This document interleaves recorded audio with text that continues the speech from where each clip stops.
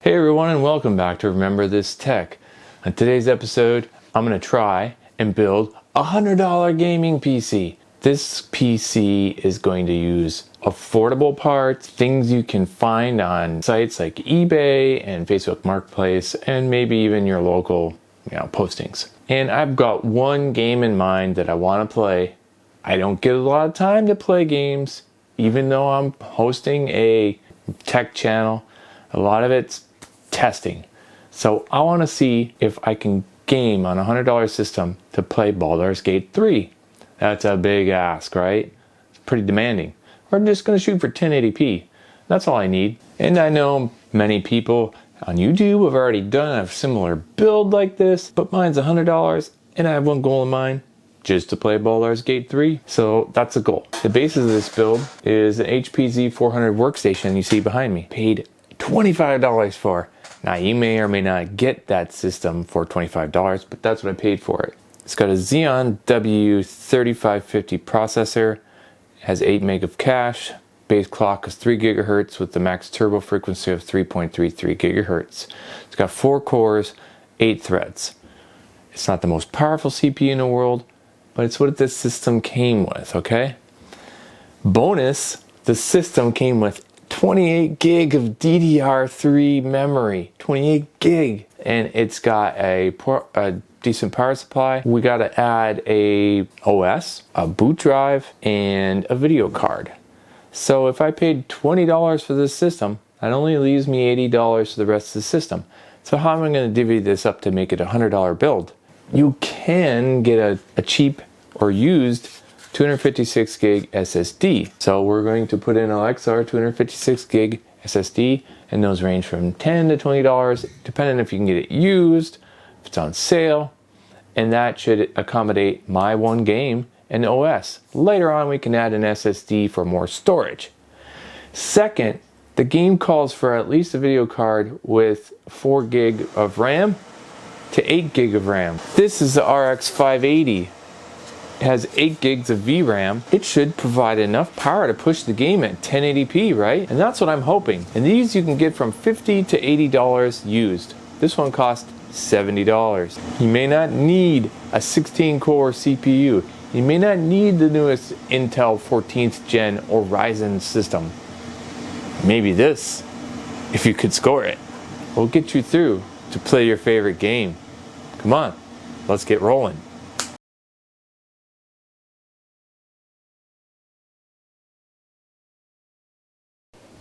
Before we get rolling on this build, just going to show you system information. And right here is the 400 workstation, and shows you that the memory is running at a paltry 1066 megahertz DDR3. But maybe quantity will make up for the speed. And we have the CPU and how many DIMMs are populated. Temperatures, and let's see, just a few to set up. Right, and then you can configure your boot order, security, power management, advanced, processors, and I don't know why hyper-threading is disabled, but we want that on all cores, right? This only has PCI Express 2.0, 16, and we're going for a budget build. So let's save this, shut it down, and put our video card in, our boot drive, and start loading Windows 10.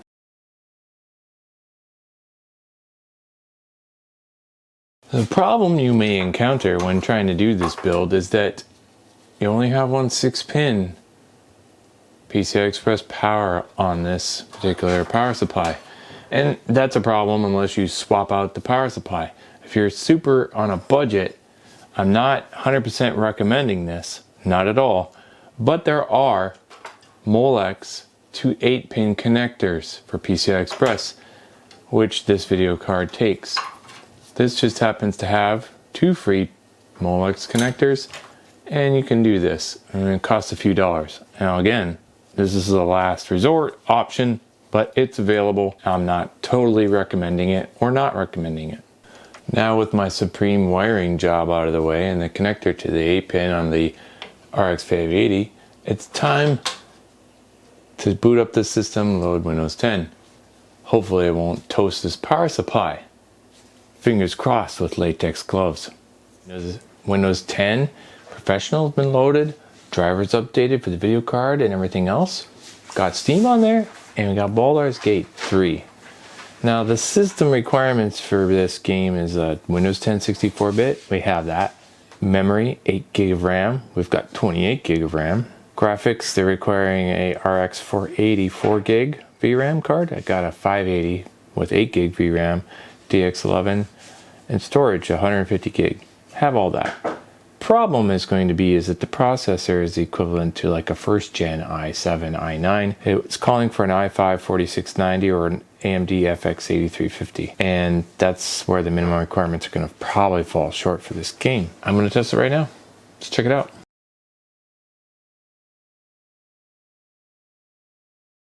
Alright, we look to be loading DX11 mode, hopefully. And what we really need is, hopefully we can run at 1080p, but if we can run the game, that's one step. We'll look for best settings and playability above 30 FPS at that point. Now I've got the gauge set up top here. We're going to have to select a new game. We're going to have to select the options.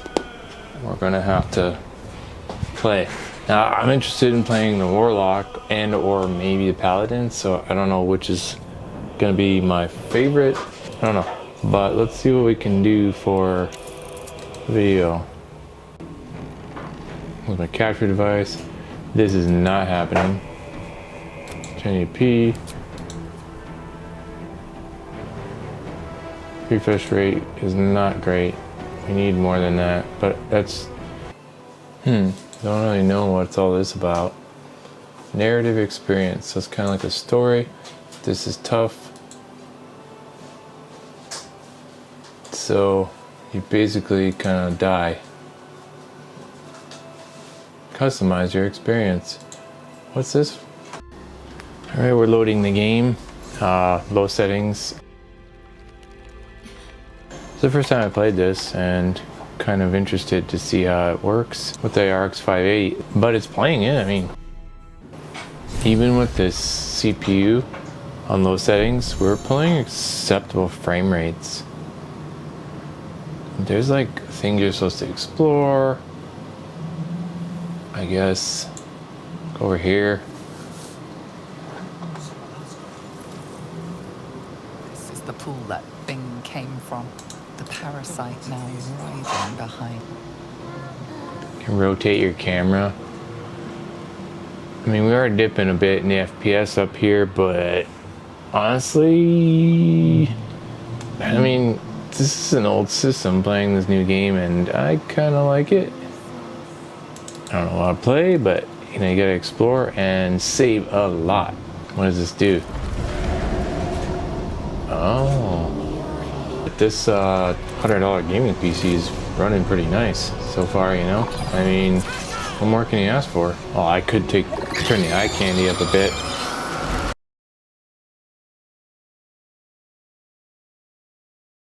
Let's see if it gimps it out too bad, because, well, we don't want to stress it. 1080p, blah, blah, blah. Okay, medium. See if it... Difference, resuming. Let's reset the counter. Yeah, knock down the FPS a bit, but not horrible. Kind of like the way you can turn and see your environment. Probably stuff around the top, you know, like enemies could be hidden or whatever. So we're at medium settings. We're playing the game pretty good, you know, and this is a huge success.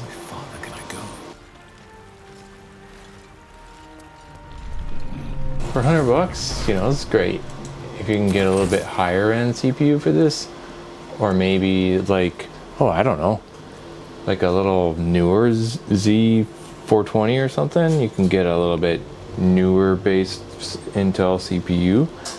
That way you could really get some life out of this. But for right now, this is 100% playable. GPU, CPU, everything.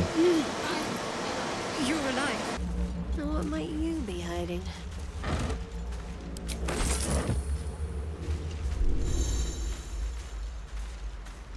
Worth a rummage?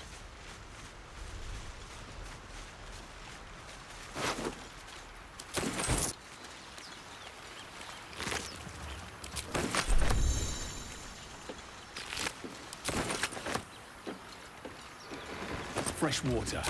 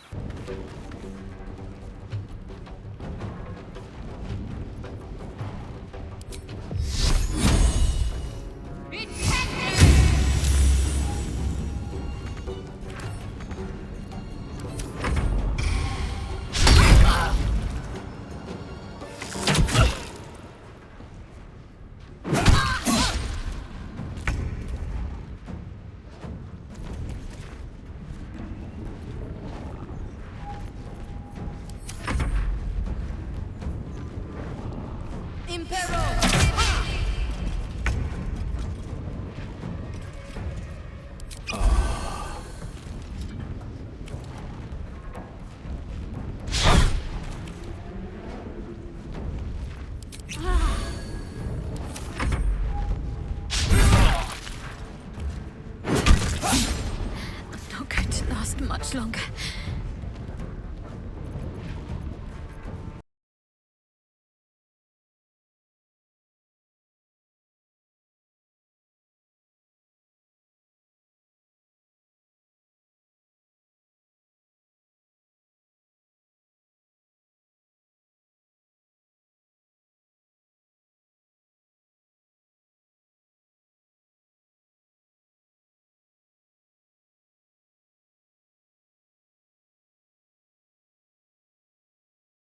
What can I say about this one? $100 gaming PC. $100. Yeah, it's not the newest, latest, greatest Intel CPU, but maybe if you got a Z420 model or something, whatever, a little bit newer HP workstation than this one, it would come with a newer gen Xeon CPU, and you could put it in a faster one, a 6-core, and even this one, the version 2 that I have, it's a Z400 version 2 with 6 slots of RAM. It can take a 6-core and that would give it a bit more performance. Way past the end of life, if you want to slap something together and play a game like Baldur's Gate 3 like I wanted to do, you can. Granted, you're not going to hit much more over 1080p, but I got medium settings playing on that system pretty dang well. And you know, turn-based games like that, they look good at medium. Later on, maybe you can just turn this into home server or something. Sell it, get some money, buy a little bit better system. But for right now, $100 system. If that's all you got, then you can play your favorite game like Baldur's Gate, and I'm gonna go back to playing it right now. So, thanks for watching this video, and thanks for watching Remember This Tech.